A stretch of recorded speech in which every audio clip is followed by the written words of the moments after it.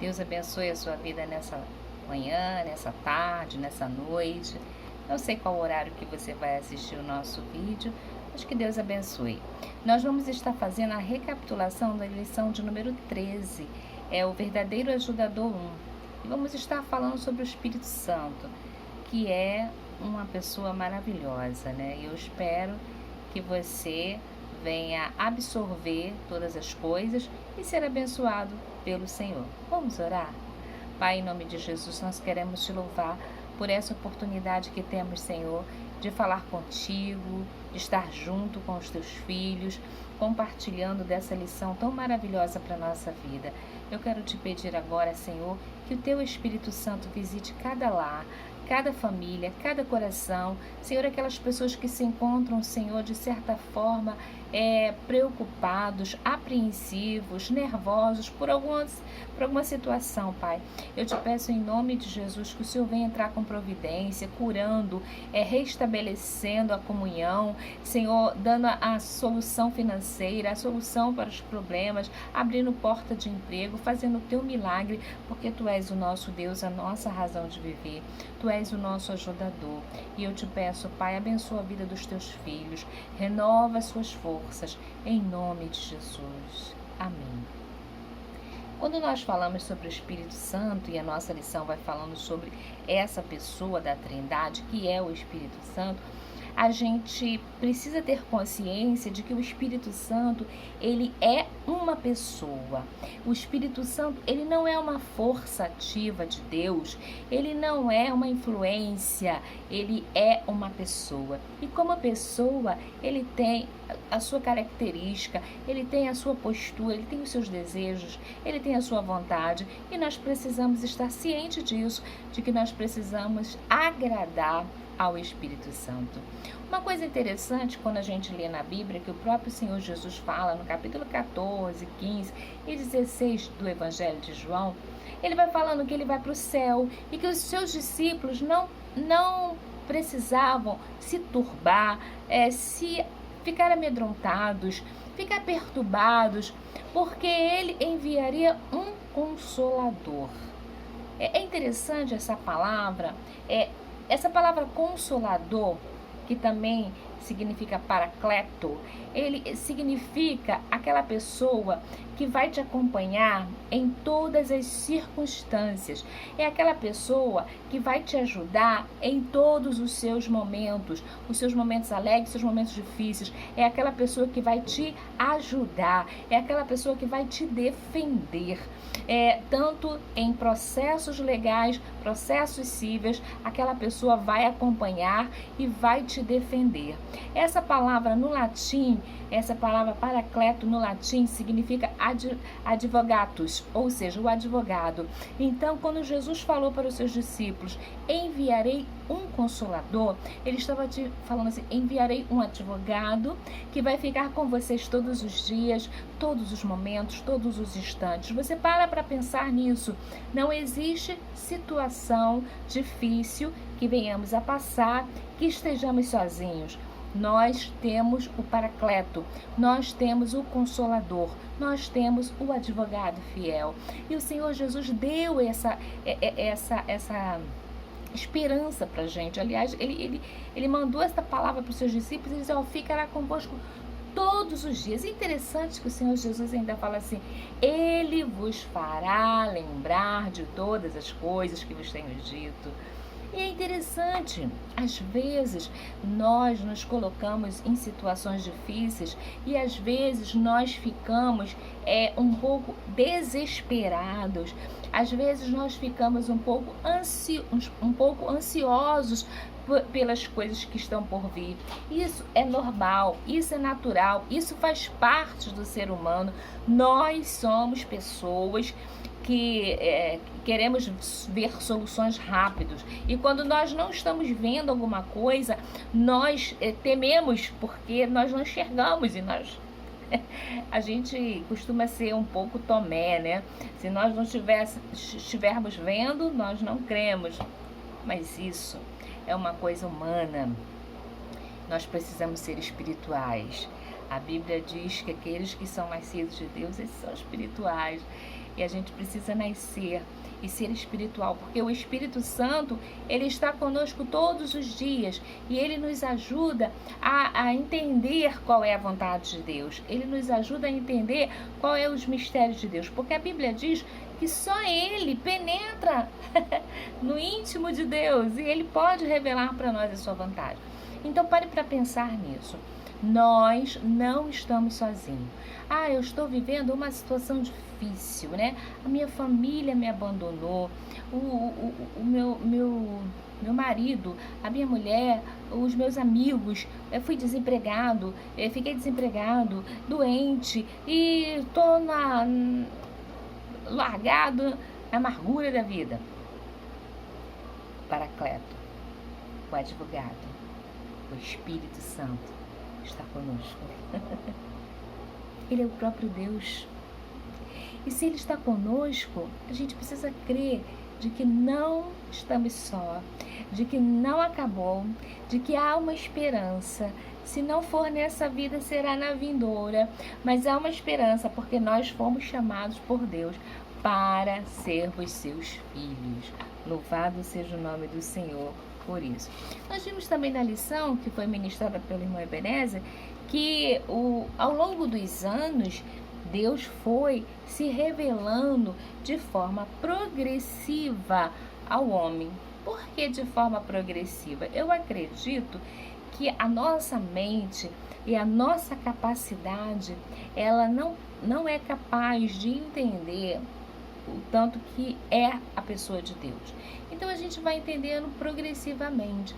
Deus vai se revelando aos poucos e a gente vai conhecendo a Deus, a gente vai tendo intimidade com Deus, a gente vai tendo experiências com Deus e isso faz com que a gente se edifique, se fortaleça, cresça, entendeu? Esse é o propósito de Deus, que nós venhamos a crescer em graça e em conhecimento.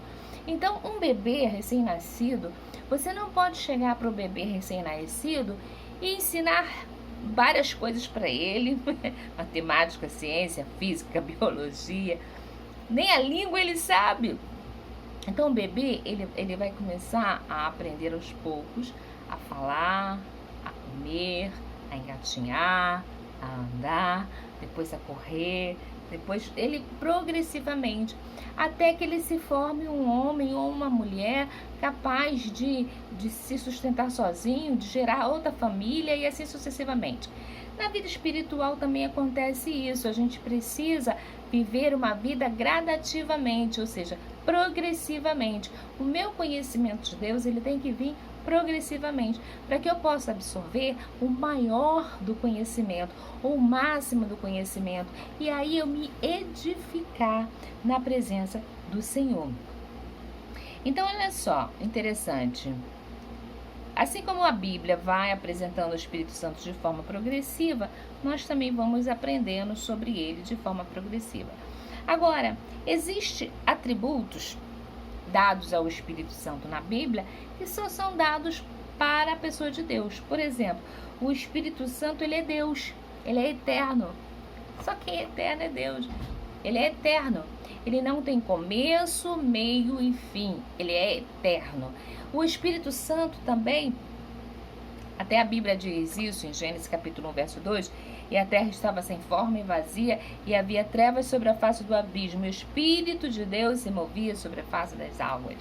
Então não havia nada, o Espírito de Deus se movia, e Deus falou, haja luz, e houve. É muito interessante sobre isso. Então, olha só, o Espírito Santo, ele é Deus. Ele estava no começo, na pessoa de Deus, a Trindade, né? Pai, Filho e Espírito Santo, fazendo a recriação da terra, ali em Gênesis capítulo 1, ele estava recriando a terra que havia sido destruída, e ele estava ali como Deus, a Trindade, Pai, Filho e Espírito Santo. Ele também tem atributos que somente Deus tem. Por exemplo, ele é onipresente, onisciente e onipotente. Quem, a não ser Deus, tem esses atributos? Então, o Espírito Santo, ele tem esses atributos de Deus. Ele é onisciente, ele é onipresente e ele é onipotente. Então ele é Deus. E aí, como Deus, eu preciso tratá-lo como Deus. Ele não é uma força ativa, ele é Deus. É muito interessante a gente ter essa consciência de que ele está conosco, é o Paracleto, é o Consolador, que nos guia todos os dias, que não nos deixa só, e ele é Deus. Entendeu? Quando você ora e você fala assim, Espírito Santo, olha isso. Espírito Santo, me ajuda. Você pode falar isso, porque ele está conosco. O Senhor mandou o Espírito Santo para nos ajudar. Entendeu? Para nos ajudar. E é muito interessante isso. Você pode orar o Pai, o Filho e o Espírito Santo. É muito bom isso, você ter essa comunhão com o Espírito Santo. Reverenciá-lo, respeitá-lo. Uma coisa interessante, até nós falamos, o Ebenezer estava falando na lição passada, sobre extinguir o Espírito Santo, ou apagar o Espírito Santo. A gente tem um problema sério nas nossas igrejas, eu digo nossas igrejas, e até a Maranata também se encaixa nisso, que as pessoas às vezes não dão certo valor ou ênfase às manifestações do Espírito Santo, porque existe muita meninice no nosso meio. Então, a gente fica pensando assim, até que ponto é Deus, até que ponto não é Deus. Infelizmente, existe isso no nosso meio. Isso não é por causa do Espírito Santo, não. Isso não é por causa de Deus, nem por causa de Jesus. Isso é por causa do homem, né? Onde o homem está, aí é problema. Mas nós precisamos ser sensíveis ao Espírito Santo. A Bíblia diz no livro de Gênesis, se não me engano, capítulo 17, que Deus fala a Abraão, aí fala assim, entendeu Abraão que Deus estava falando com ele. Então, o Senhor, ele vem ao nosso mente, ao nosso raciocínio, ele nos revela a sua vontade, o seu querer. Então, nós precisamos ser sensíveis e ser perceptíveis à ação do Espírito Santo, porque na hora que Deus estiver se manifestando, ele vai confirmar no nosso coração que ele é Deus e que ele está falando conosco e que aquilo ali é ele se manifestando e não meninice, carne, essas coisas que a gente sabe que acontecem no nosso meio, né? Mas o nosso Deus, o Espírito Santo, ele é onisciente, ele conhece o nosso coração, ele conhece o nosso pensamento. Isso é muito bom, que a gente pode questionar ele lá no nosso íntimo e ele vai falar conosco. Então ele é onisciente, ele sabe o que a gente pensa, ele sabe o que a gente precisa. Então, quando a gente deixa de crer nas manifestações, a gente começa a ficar cético com algumas coisas, a gente começa, de certa forma, mesmo sem querer, apagar o Espírito Santo na nossa vida. Por isso que a Bíblia fala sobre o novo convertido, né? Aquela pessoa que abraça a fé, porque quando a pessoa é nova convertida, ela tem uma sede, ela ora alto, ela vai para a igreja, ela tem aquela empolgação. E nós, quando ficamos mais velhos no Evangelho, a gente fica meio acomodado com muitas coisas. Isso eu digo porque eu sou velha e eu sei disso.